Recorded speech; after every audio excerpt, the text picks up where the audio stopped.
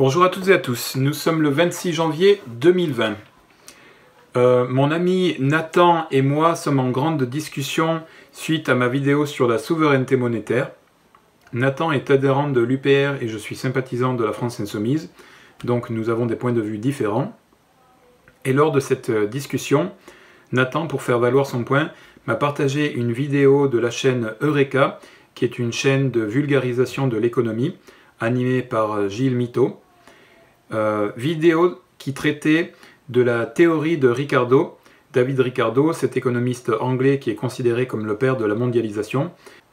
C'est une vidéo que j'avais déjà vue, puisque je suis moi-même abonné à cette chaîne, et si vous n'êtes pas abonné à Eureka, je vous recommande de le faire parce que c'est une très bonne chaîne. Mais en la regardant, en la visionnant une deuxième fois, et suite à notre discussion avec mon ami Nathan et ma propre réflexion personnelle sur le modèle de société que j'essaie de développer, de présenter sur cette chaîne, donc un peu plus mature, une réflexion un peu plus mature, j'ai revisionné cette vidéo que Nathan m'a partagée avec un autre point de vue, et ça va être le sujet de cette vidéo-ci. Donc ce que je vais faire, c'est que dans un premier temps, je vais vous passer différents extraits condensés de la vidéo d'Eureka, pour que vous compreniez, pour illustrer mon propos et que vous compreniez quelle va être ma réflexion. Et tout ceci pour vous démontrer que libre-échange doit rimer avec collaboration et non pas concurrence. Je vais essayer d'expliquer ce point de vue dans cette vidéo. Tout de suite, premier extrait. Ricardo nous disait qu'il faut se spécialiser dans l'activité pour laquelle on est le meilleur ou le moins mauvais par rapport à tous les autres pays et ouvrir les frontières en grand pour faire plein de commerce. Donc, si on prend les pays les plus riches avec les niveaux de vie les plus élevés, ceux qu'on pourrait considérer comme les winners, on devrait observer une grande spécialisation dans quelques activités clés pour lesquelles ils sont super compétitifs. A l'inverse, les économies des losers devraient être peu spécialisées, donc très diversifiées et couvrir de nombreux secteurs d'activité. Or, je te le donne en mille, c'est exactement l'inverse qu'on observe. Donc voilà, premier extrait est expliqué la théorie de Ricardo, ouverture à la concurrence des pays entre eux et spécialisation dans les domaines dans lesquels nous sommes le meilleur et abandon des domaines dans lesquels nous ne sommes pas compétitifs par rapport aux autres pays, ce qui doit, d'après la théorie de Ricardo, amener à la prospérité et d'après ce premier extrait, ce n'est pas ce que l'on observe. Donc voyons voir pourquoi. Deuxième extrait. Des chercheurs de l'université de Harvard ont examiné la base de données de la Standard International Trade Classification. C'est la classification des différents secteurs d'activité du commerce international. Puis ils ont regroupé tout ça dans ce qu'ils ont appelé l'atlas de la complexité de l'économie.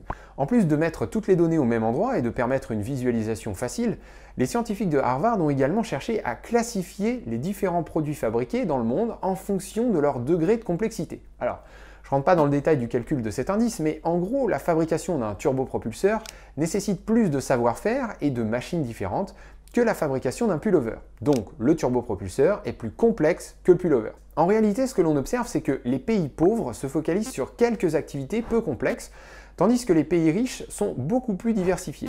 Certes, leur production est davantage tournée vers les produits complexes, mais ils en produisent de toutes sortes et sont aussi présents sur des activités plus simples. Ce que les chercheurs de Harvard ont mis en avant, c'est que la diversité des savoir-faire au sein d'un pays permet une évolution de proche en proche, qui, comme un arbre de compétences, permet d'innover et de produire des biens toujours plus complexes. Plus on maîtrise de nombreux savoir-faire, plus il est possible de les associer pour en découvrir de nouveaux. C'est pour ça que les économies les plus diversifiées, celles qui fabriquent de tout, sont aussi celles qui savent fabriquer les produits les plus complexes, et donc celles qui sont les plus riches. Donc ici, ce qu'il faut comprendre à mon avis, c'est le cœur même du sujet. L'étude de Harvard montre que diversification engendre complexification et que diversité plus complexité amène à la prospérité.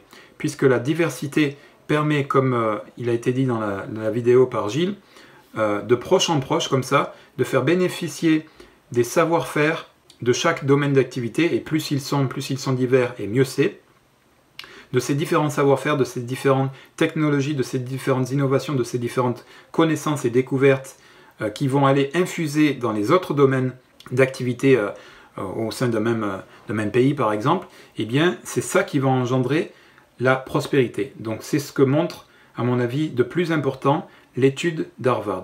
Voyons maintenant la suite. Ce qui permet l'innovation, c'est la diversité et la proximité des différents savoir-faire.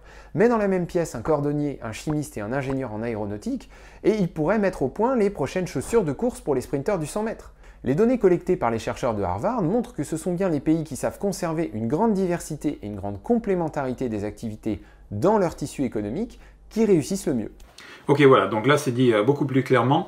Plus on garde de savoir-faire, de domaines d'activité divers et variés, et plus on va permettre la complexification par porosité en fait de ces différents domaines, les uns par rapport aux autres, d'accord? Même si ce sont des domaines qui sont divers, par exemple l'exemple qui a été pris c'est un cordonnier, un chimiste et un spécialiste de l'aéronautique, donc ce sont trois domaines tout à fait différents, tout à fait divers, mais quand ils sont réunis au sein d'un même tissu socio-économique, par exemple un pays, eh bien, ils vont permettre, en collaborant, de développer de nouvelles techniques, de nouveaux produits, probablement de nouveaux services, et donc tout ceci amène à la prospérité du pays. Je pense que ça, c'est ce que montre l'étude d'Harvard, et c'est ce qui est le plus intéressant à retenir de cette étude et de la collecte des datas faites à travers le monde. Continuons sur la vidéo de Eureka. Eh bien, résumons. Ricardo disait « Le libre-échange mène à la spécialisation qui, elle-même, mène à la prospérité ». Ce que les chercheurs de Harvard ont trouvé, c'est que c'est la diversité qui mène à la complexité qui mène à la prospérité. Et au contraire, la spécialisation mène à la non-complexité qui mène à la pauvreté. Donc, tout ce qu'on peut dire, c'est que la dernière partie du raisonnement de Ricardo ne tient pas. On ne sait pas dire si le libre-échange mène à la spécialisation ou à la diversité. En revanche, ce qui est sûr, c'est que, d'après les données dont on dispose, la spécialisation ne mène pas à la prospérité. Les pays les plus riches, comme les États-Unis, l'Allemagne, le Japon, la France, le Royaume-Uni, etc., sont très complexes et très riches. A l'inverse, faible complexité rime avec forte spécialisation et avec pauvreté. Et on retrouve alors des pays comme le Mozambique, le Ghana, le Soudan, le Cameroun, etc. Donc voilà, autre extrait qui montre que le libre-échange ne mène pas nécessairement à la diversification et à la complexité. Le lien n'est pas forcément évident, mais en tout cas ce qui est certain, c'est que la spécification ne mène pas à la complexification et donc ne mène pas à la prospérité, mais au contraire à la pauvreté. Et on le voit, les pays comme les États-Unis ou les pays européens par exemple, sont très diversifiés dans leur savoir-faire, dans leur domaine d'activité, et donc ils ont aussi une très grande complexité, et donc ils sont prospères, tandis que d'autres pays qui ont beaucoup moins de secteurs d'activité et qui sont beaucoup plus spécialisés dans ceci, sont malheureusement moins développés, moins prospères. Donc ici, ce qu'il faut retenir, je pense, c'est que d'après l'étude d'Harvard, il n'y a pas nécessairement de lien entre libre-échange et prospérité, mais plus un lien évident entre diversification et complexité vers la prospérité, et un lien évident entre absence de diversification ou rareté de la diversification et spécialisation et pauvreté. Tout de suite, prochain exemple. On vient de dire que la spécialisation ne mène pas à la prospérité, mais on n'a rien dit sur le libre-échange. Au regard des travaux des chercheurs de Harvard, on pourrait poser la question suivante. Puisque la complexité semble favoriser le développement et la richesse des nations, le libre-échange va-t-il à l'encontre de cette complexité? Visiblement, la réponse doit être très nuancée, puisque la grande majorité des pays du monde participent à cette mondialisation, alors que pourtant, certains sont très riches et très complexes, et d'autres sont très pauvres et peu complexes. Il existe donc une quantité d'autres facteurs à prendre en compte pour expliquer pourquoi certains réussissent et d'autres pas. Donc dans cet extrait, Gilles s'interroge sur la place du libre-échange dans la prospérité des pays. Puisque y a-t-il un lien, oui ou non, entre libre-échange et prospérité? Ce n'est pas démontré par l'étude d'Harvard, puisque ce que l'étude d'Harvard démontre, je le répète, c'est diversité égale complexité égale prospérité, spécialité et absence de diversité égale pauvreté. Mais où est la place du libre-échange là-dedans? Donc ça ne vient pas non plus confirmer cette première partie de la théorie de Ricardo. Puisque la plupart des pays sont dans cette politique de libre-échange, cette politique mondialisée de libre-échange, alors qu'il n'y a que quelques pays qui semblent profiter de ce libre-échange, ou en tout cas de leur propre diversité et complexité. Continuons avec les derniers extraits. Je te donne un exemple. Que dire d'une entreprise qui chercherait à délocaliser certaines branches de sa production en dehors d'un pays? Cette décision, qui est une conséquence directe de la mondialisation, est forcément rationnelle du point de vue de l'entreprise, qui cherche à réduire ses coûts. Mais la perte de savoir-faire engendrée par cette délocalisation va-t-elle réduire la complexité du pays en question, et ainsi sa capacité d'innovation?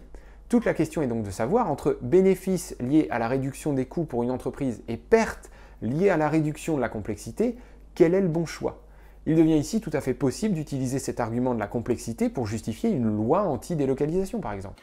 Dans cet avant-dernier extrait, Gilles explique que certaines entreprises, du fait de la mondialisation, font le choix de délocaliser leurs usines dans des pays à bas coût et que cela entraîne possiblement une diminution de la complexification, de la complexité d'un même pays et donc, in fine, peut-être aussi de la faculté d'innovation. Et que ce facteur nécessaire selon l'étude d'Harvard de complexification se perdant du fait de la délocalisation peut être un point sur lequel on peut s'appuyer pour justifier une politique protectionniste. Voyons voir maintenant le dernier extrait. Mais il existe de nombreuses études qui montrent que le libre-échange et la libre circulation des capitaux, donc la mondialisation, a permis de renforcer la compétitivité entre les entreprises et donc de favoriser les innovations et la croissance. Est-ce qu'on pourrait avoir une réponse claire? On ouvre les frontières ou on les ferme? On continue la mondialisation ou on passe en mode protectionnisme? Encore une fois, il n'y a aucun moyen de répondre de façon claire. Comme souvent, la vérité se trouve sûrement quelque part au milieu. Il y a tout un monde entre un libre-échange total et un protectionnisme total. Et il faut continuer de débattre et de faire de la recherche sur le sujet. Ce qui est sûr par contre, c'est que, au vu des données dont on dispose, non, l'argument des avantages comparatifs n'est pas un bon argument pour justifier du libre-échange. Donc dans ce dernier extrait, ce qu'il faut retenir à mon avis, c'est deux choses. La première, c'est qu'il existe des études pour montrer que la mondialisation, qui engendre la compétition ou la concurrence, engendre l'innovation et la croissance. Donc ceci pourrait venir confirmer la théorie de Ricardo, si ce n'est dans la spécialisation, en tout cas dans le libre-échange. Et la deuxième chose qu'il faut retenir, c'est que la question in fine qui est posée par cette vidéo, c'est faut-il 100% de libre-échange, 100% de protectionnisme ou plus probablement un curseur quelque part entre les deux. Voilà maintenant, sur ces bases, quelle est ma réflexion. Je pense que, en lieu et place du libre-échange tel qu'on l'entend aujourd'hui, il faut envisager le libre-échange comme la collaboration entre les pays, puisque l'étude d'Harvard montre que c'est la diversification qui amène à la complexification, qui amène à la prospérité, au moins au sein d'un même pays.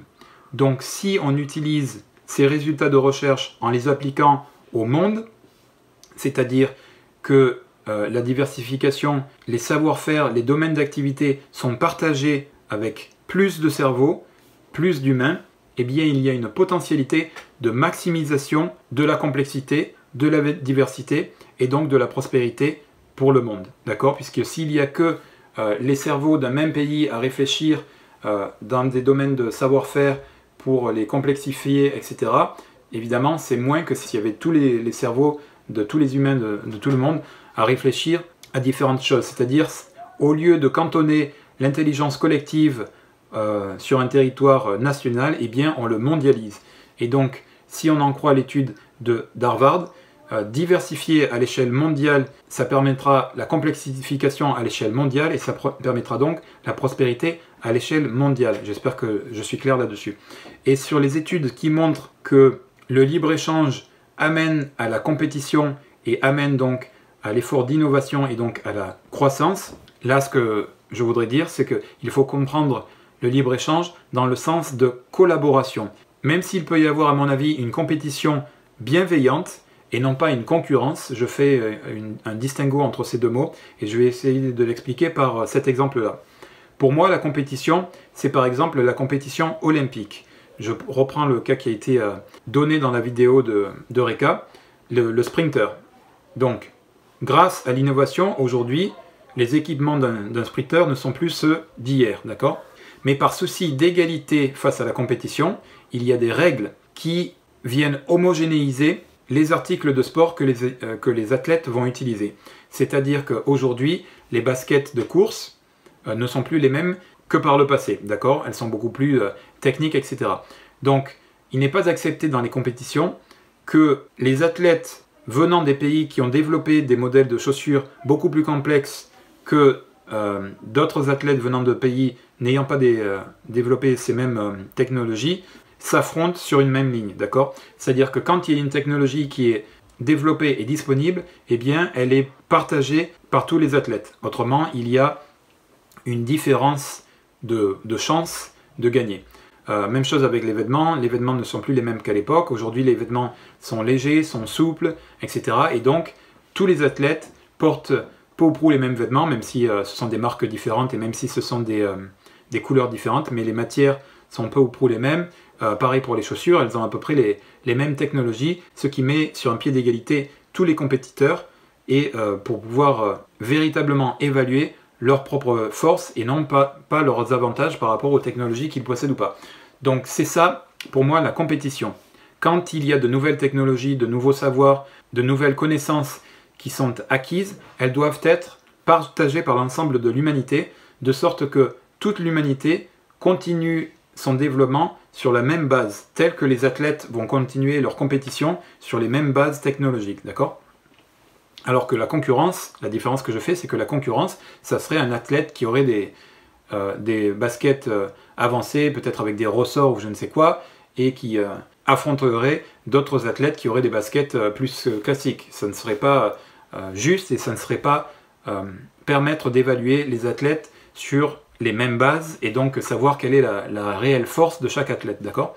Donc ça, c'est la concurrence. Garder pour soi des technologies, ne voulant pas les partager à d'autres pour continuer à dominer un marché, c'est la concurrence, c'est quelque chose de négatif, ce n'est pas quelque chose qui profite à l'ensemble de l'humanité, et en fait ce n'est même pas quelque chose qui profite au pays qui maintient cette technologie pour lui seul, puisqu'il ne sait pas s'il avait partagé cette technologie avec d'autres pays, ce qu'ils en auraient fait, ils l'auraient très certainement, si on en croit l'étude d'Harvard, développé de nouveau, et donc c'est comme les connaissances et les savoir-faire qui s'empilent comme ça au travers de l'histoire de l'humanité et qui se complexifient, qui se diversifient et qui deviennent meilleurs à chaque fois. Donc si on bloque un savoir aux mains d'un seul pays, eh bien on bloque comme ça, ou on freine au mieux ce développement qui profiterait autrement à toute l'humanité.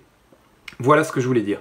Le libre-échange, ça doit être en réalité la collaboration, même si, une nouvelle fois, on peut avoir de la compétition et il faut faire le distinguo entre compétition et concurrence. La compétition doit se faire sur des bases égales. Donc quand il y a une technologie, un savoir-faire, une connaissance qui est apprise par un pays ou par un groupe de pays, pour à la fois un souci éthique, un souci d'évolution homogène de l'humanité, un souci même humanitaire, à savoir pour pouvoir éradiquer la pauvreté dans les pays, eh bien, il faut que ces pays-là profitent aussi des découvertes, des connaissances, des savoir-faire, des technologies des autres pays plus avancés. De la même façon, ça règle aussi, en tout cas, ça peut être un élément d'amélioration de l'immigration forcée. Je vous renvoie à ma première vidéo sur l'immigration. Il faut, quand on parle d'immigration, faire le distinguo entre immigration forcée et immigration choisie. L'immigration choisie, c'est par exemple moi, je vis au Japon. Je suis au Japon parce que j'ai rencontré mon épouse, je suis tombé amoureux d'elle, elle est japonaise, je suis venu m'installer au Japon. Elle aurait été chilienne, je serais au Chili, etc.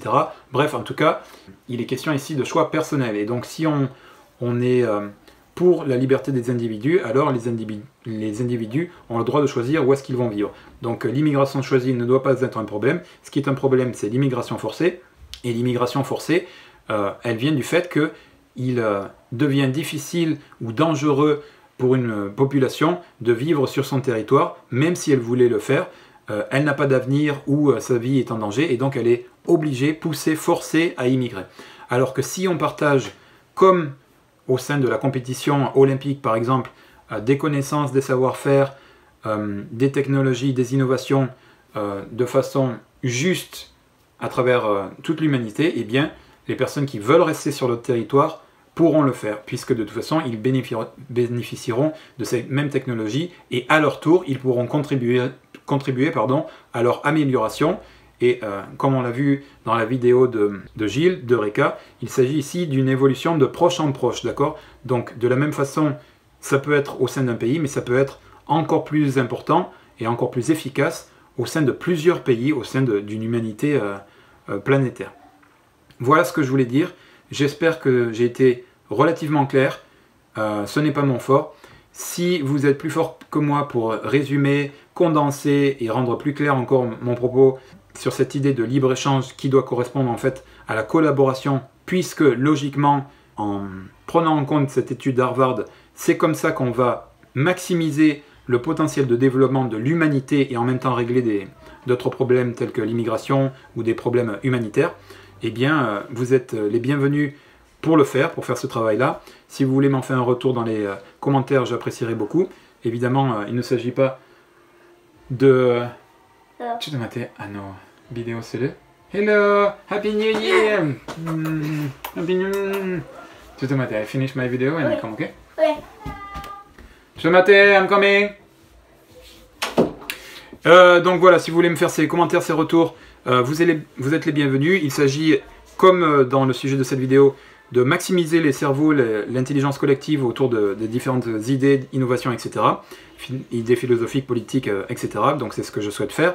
Si vous voulez y participer, vous êtes les bienvenus. Si vous n'êtes pas d'accord, si vous avez des critiques à faire, évidemment, vous êtes aussi les bienvenus. Ça permet aussi moi d'évoluer, peut-être idéalement de m'améliorer, toujours dans le respect, évidemment. Et je termine par le triptyque républicain, pardon. Liberté, égalité, fraternité. On m'appelle, c'est mon anniversaire demain, on le fête aujourd'hui. Vive la France et vive le monde collaborant. C'est français ça? Vive la collaboration mondiale. Merci. Donc voilà, dans ce dernier exemple, 2 choses, ça fait 4. 2 choses, ça fait 1. 2 choses,